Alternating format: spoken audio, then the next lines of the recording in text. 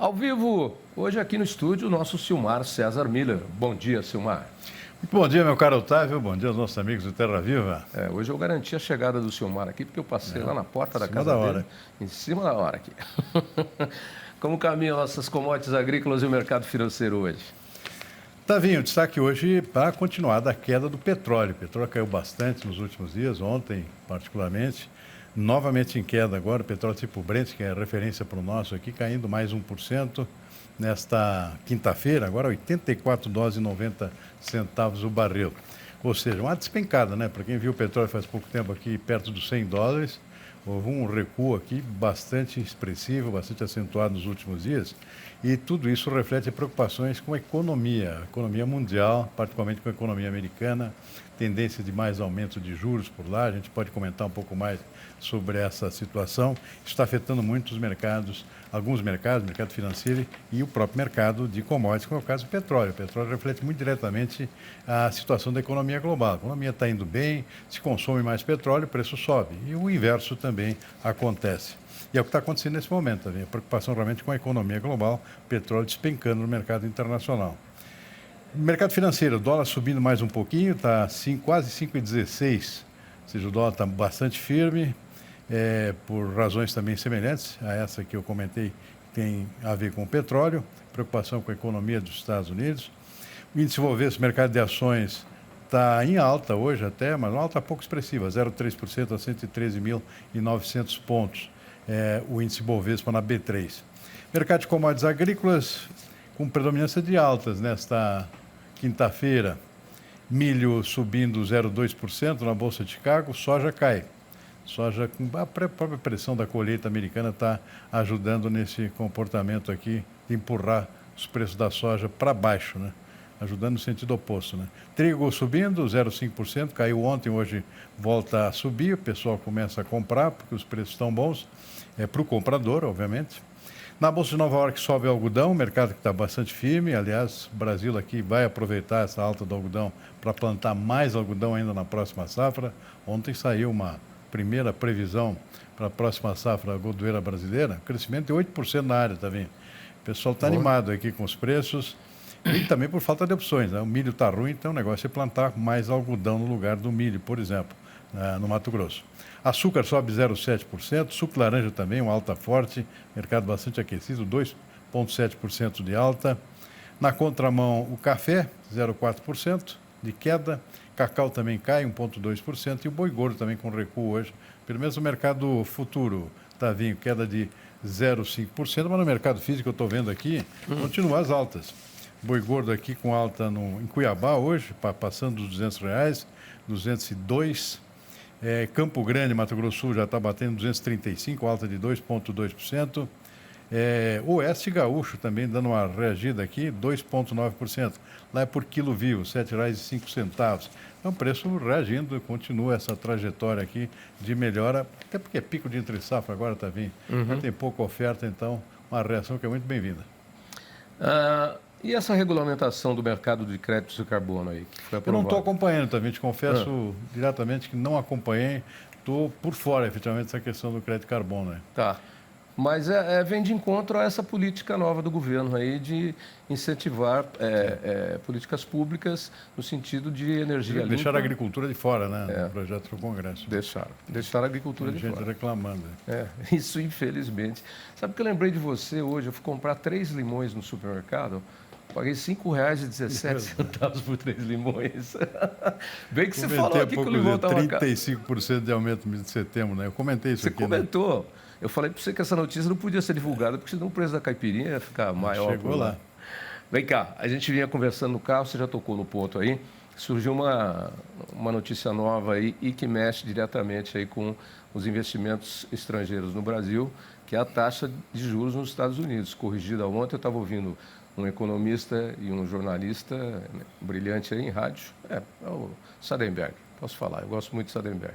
Além de jornalista, ele também é economista, né? É especialista em economia. E estava conversando com mais um outro economista. E aí houve essa modificação na taxa de juros americana, inclusive juros de longo prazo, aí para 10 anos. Isso é uma forma de incentivar o investidor a deixar dinheiro lá. Agora, isso complica para a gente aqui porque nós temos insegurança econômica, temos insegurança política, e aí o investidor não põe dinheiro com esses cenários assim, né? Está havendo uma preocupação muito grande com a economia americana, que segue muito aquecido, está vendo? Geração de empregos lá está superando a expectativa, significa que a economia está andando bem, né? Ou seja, está andando de forma acelerada. O que acontece? Quando é muito acelerada, isso significa inflação, tendência inflacionária. O que faz o Banco Central americano? Como faz qualquer banco central no mundo inteiro? Aumenta a taxa de juros para segurar o consumo. Torna o crédito mais caro nessa tentativa de desestimular o consumo, desaquecer um pouco o ritmo de crescimento muito acelerado da economia. Só que não está dando certo. Nos Estados Unidos não está funcionando. A economia continua aquecida, mais geração de empregos, e a tendência é o Banco Central americano voltar a aumentar a taxa de juros. Havia uma expectativa que tivesse já parado com essas altas que chegaram a levar o juro americano para padrões quase perto dos brasileiros, 5,5%, que não é muito comum. E agora existe a expectativa de um novo aumento de pelo menos 0,25% na próxima reunião do Banco Central americano. E, por outro lado, aqui a tendência de manter por mais tempo os juros de forma elevada, ou seja, a perspectiva que se tinha no início do ano que vem começar o retorno, ou seja, baixar a taxa de juros. O objetivo do Banco Central americano é chegar a 2%, que é a taxa básica civilizada lá dos Estados Unidos, dos países europeus também, e não vai conseguir. Então, a tendência é ficar praticamente o ano inteiro lá com taxas elevadas. Isso está provocando reações diferentes agora no mercado, ou seja, uma frustração de expectativas por um lado. Então, o pessoal está começando a se proteger, já apostando em juros de longo prazo. Lá os juros estão subindo mais nos Estados Unidos, já puxando essa tendência para frente para os juros de longo prazo, e isso tem impactos globais, obviamente. 10 anos. Exatamente. E aqui no Brasil vai tornar um pouco mais difícil também a nossa tentativa aqui de reduzir taxa de juros.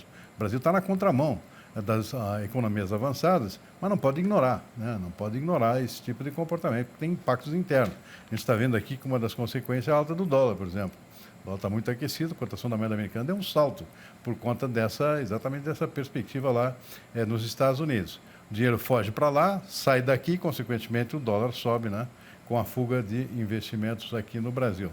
Então tem uma série de consequências disso também, e algumas, obviamente, não são muito boas, né? Uma delas, por exemplo, é o Banco Central brasileiro também dar uma segurada na queda das taxas de juros por aqui. É um risco possível. Nós comentamos aqui um outro dia, um outro dado aí da taxa de crescimento no Brasil, mas saiu um dado agora um pouco mais completo de ontem para hoje, prevendo aí uma quebra na economia mundial para 2024, mas não enxergando o Brasil como nesse cenário. Não sei como é que nós estamos na contramão disso. Não, está saindo muitas estimativas aqui que são praticamente simultâneas e levando para uma mesma tendência, de uma retração do nível de crescimento da economia global, puxada pela China, que está muito devagar.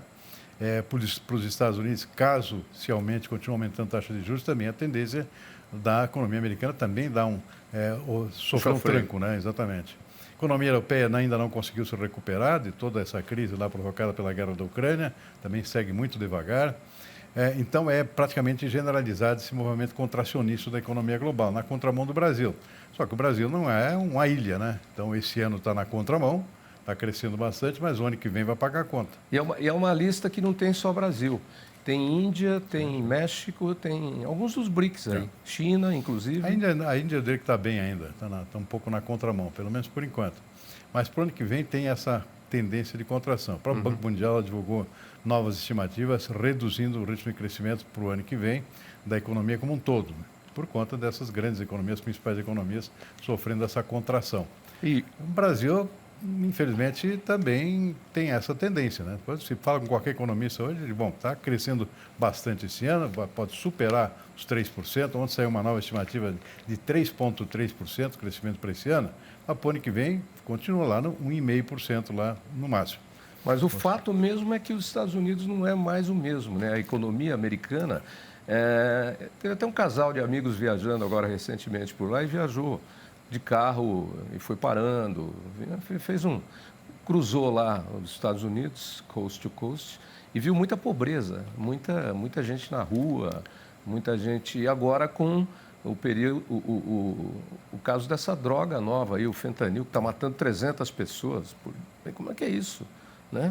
É verdade. A economia americana tem uma característica interessante, né? A economia é sempre muito jovem, porque recebe muitos imigrantes, né? Agora, imigração massiva também tem um preço a pagar, e é o que está acontecendo hoje, né? Ou seja, o emprego até que está melhorando, a mão de obra barata também ajuda nisso, né? Principalmente imigrantes que chegam do México, de outros países da América Central, por exemplo, inclusive brasileiros, né? Isso é mão de obra barata que está chegando lá. Isso ajuda a movimentar a economia. Mas também gera muita frustração. Muita gente fica desempregado, não consegue empregos, né? Então está crescendo essa massa de desempregados fora do padrão normal, ou seja, é o desempregado imigrante, né, que engrossa esse grupo. E com um cenário de Trump aí na frente, né, e os democratas indo para a derrocada. Você Né? citou um fator agora, e esse é o outro. Situação social nos Estados Unidos, com esse negócio de drogas, né, esse negócio de fentanilo lá que está matando mais de 300 pessoas por dia, e tem eleições no ano que vem, né, com um cenário bastante preocupante aqui, né, possibilidade de volta de um governo de direita, como é o caso do Trump lá, né, não sabe que tipo de política ele vai adotar. É uma situação muito estranha que está acontecendo nos Estados Unidos. E os próprios democratas estão desorganizados lá, né, porque eles mesmos queimaram um companheiro lá pela primeira vez, o presidente da Câmara. Da Câmara, né? Cenário conturbado, efetivamente, que é preocupante na economia americana, a maior economia do mundo, mas sofrendo consequências de diversos fatores, né? Especialmente lá da questão da pandemia, ainda é uma conta que tem para pagar, e a guerra da Ucrânia, que está custando caro para os países ocidentais que estão sustentando a Ucrânia, né? Aliás, está surgindo já um novo cenário no ar aqui de que a coisa está esgotando a fonte já. Possivelmente a Ucrânia vai ter que entregar uma parte do seu território. Tá esse cenário que está no ar aqui. Tem um ditado complicada. famoso que você conhece que diz assim: começar uma guerra é fácil, sustentá-la é muito difícil e terminar com ela, então, aí são perdas e danos. Um preço a pagar, né? Um preço a pagar. Ok, Silmar. Até amanhã, então. Tavinho, a satisfação estar ao vivo aqui com você. Obrigado pela presença. Eu gosto. Eu que agradeço. Se é carona todo dia, tem. Eu venho todo dia para cá. Tentaremos. Obrigado, Tavinho. Vamos lá.